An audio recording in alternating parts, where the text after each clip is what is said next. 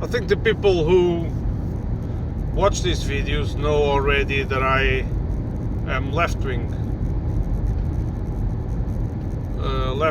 Portuguese Communist Party,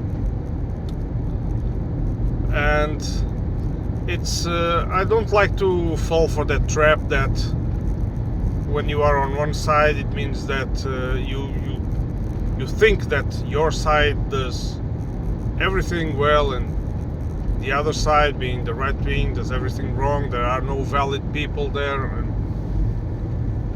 because I know people from other side of the spectrum, political spectrum, and I know they are really competent and have good morals. But lately, with the emerging of this so-called populism, right-wing, neo-Nazis affiliated parties, I think the quality of the right wing has been pretty much degraded, really. And in the beginning I thought I don't agree with them, but they have their own views, I have my own views. Theoretically, we both think we are right with our own views, on our own perspective. But since the last elections in Portugal, and this is especially in Portugal, but not only, of course, because Portugal is just there is nothing new here. When the recipe of the right-wing populism here, it comes from somewhere else. It comes from the United States, it comes from other countries. It's never invented here, right? And so this lately, since the last elections and now the Olympics, the behavior of these people on the networks, it's one of the areas where they move very well with social media, and you could see that they have a lot of funding, and that's what makes me not trust the ideas as genuine. I don't buy them as genuine. They are funded, they are artificial funded, and they are liars. I don't want to say that all right wing is like this, but these guys now, they are very dishonest. They lie blatantly, and they lie. They invent rumors and spread them like wildfire, and I think this is a disease for society. These people do a very bad job to society. Their claims are all fake, and I can give some examples, right? When they speak in the name of the workers, in the case of the Portuguese, it's a party called Chega, which means enough.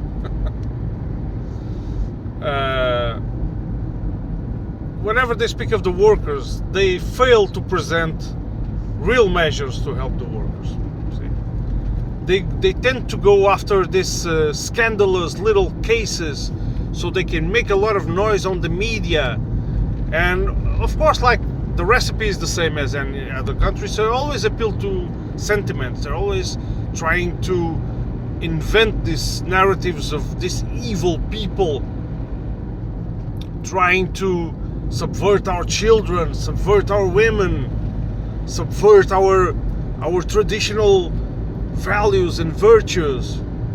Always this kind of shit, and it's all built upon nothing.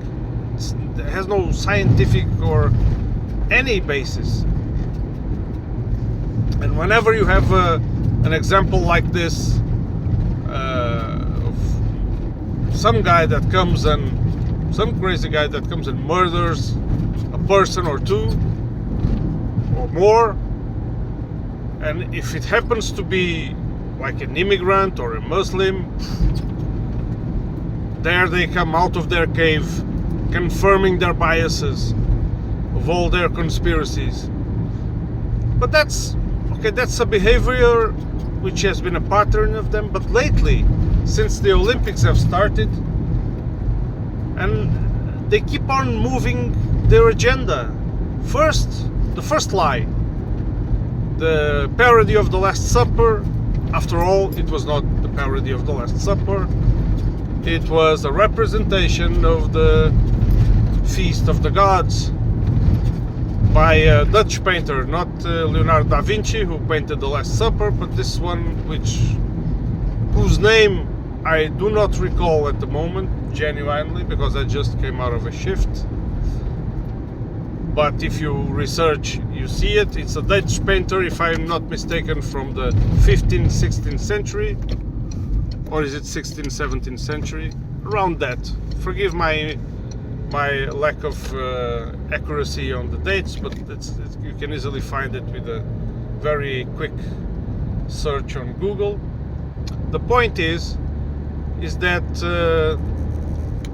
the argument on this one is that they immediately spreaded this news like wildfire, that this drag queen show, and they were subverting the same story, subverting our culture and values. And I don't know, I never, when they speak about our culture and values, I never know what the fuck they're talking about.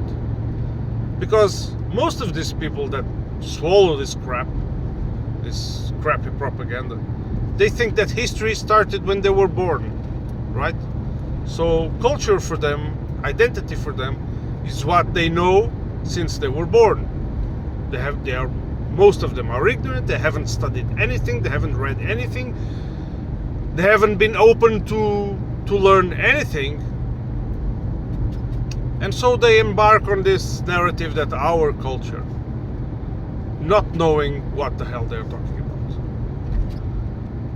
So, and after some people picked this up and came also to social media, to the internet, saying that after all, take a look, this is not that painting, this is other painting, which made much more sense.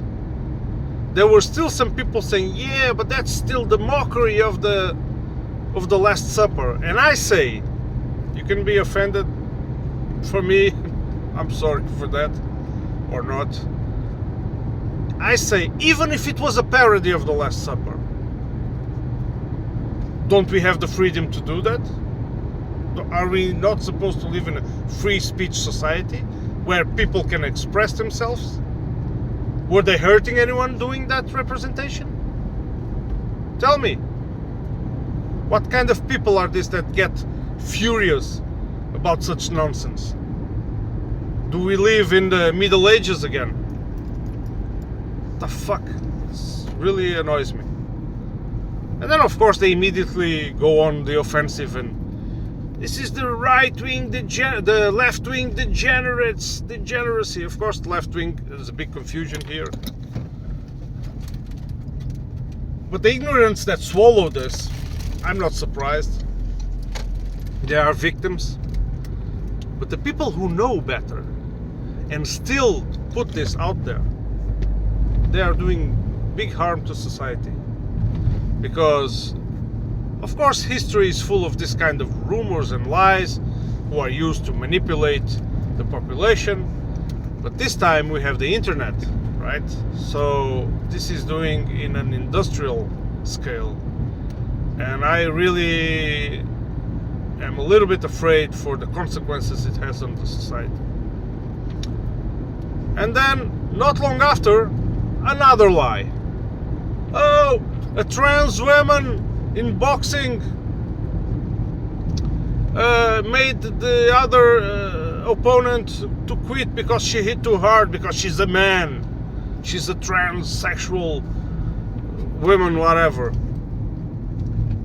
And in this case there were two boxers in the Olympics, one of them from Algeria and the other from Italy.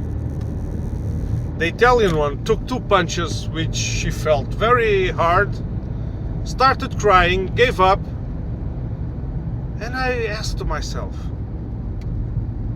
in what sport are you competing? It's like boxing, right? And you took punches, and it hurts. I wonder if she went to the ring by mistake. Maybe she thought she was going to dance or doing some other stuff. So it really puzzles me, this. But this reaction of her was the fuel, the enough fuel for then the reaction of the whole dumb fucks all over the internet, including this. But that's still in the painting story. This fucking Andrew Tate dumb fuck guy. These are dangerous influencers. This is controlled opposition. Don't fall for the independence of these guys. These guys, this shenanigans of right-wing populism, it's funded. So be aware of it. So in this case of the 2 boxers, it turns out that it was no trans woman. It was a woman. From the beginning until now. A woman. She was born a woman. She has woman identity. She's not transitioning to anything. She's a woman. She happens to have a condition which was born with her that makes her have high levels of testosterone, and therefore she has a lot of strength, right? But that's a condition she has. It's not a choice. It's not like let's put trans women, you know all this fear people have. Right? Still today I do not understand. Really don't understand.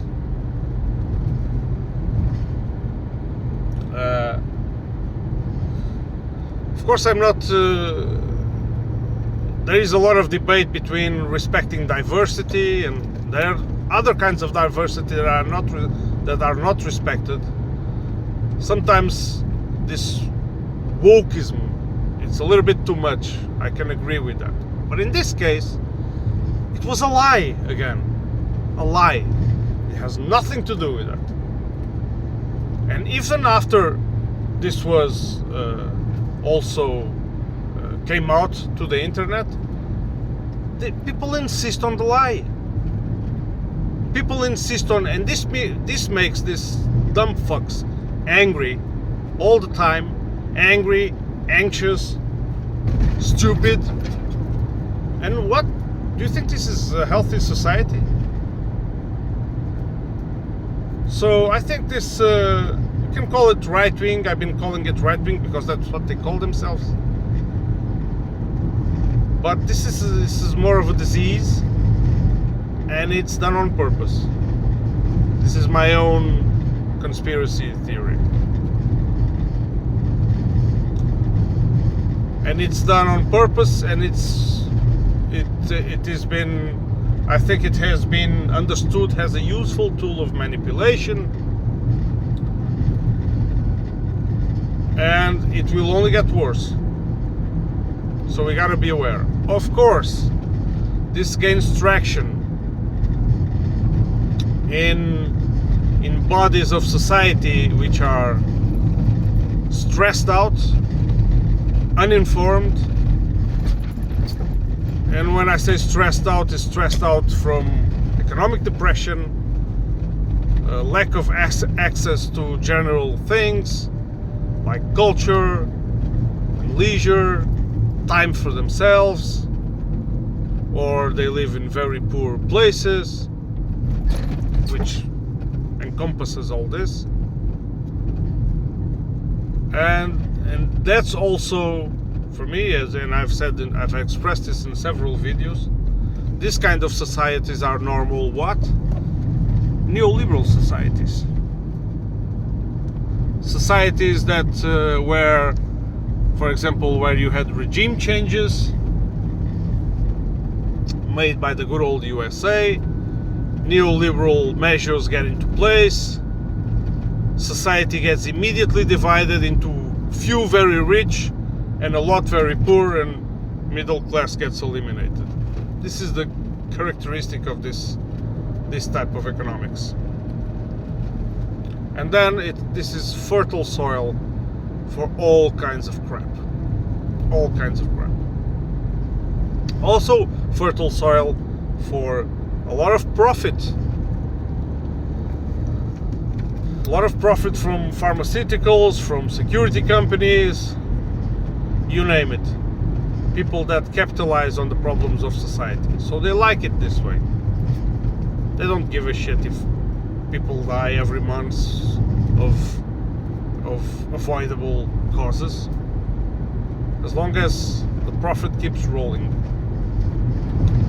So yeah, that's what I had to say this morning before going to put my ass in bed. I hope I see you on the next one.